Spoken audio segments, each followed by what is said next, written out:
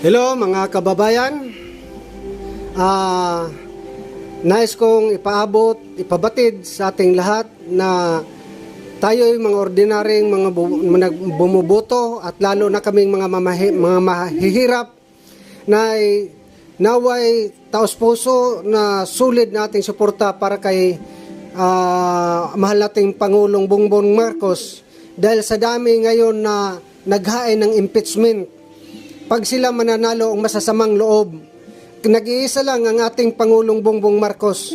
Paano na lang kung matalo siya? Ang dami-daming kinasuhan, mga pamilya niya, mga kaibigan niyan.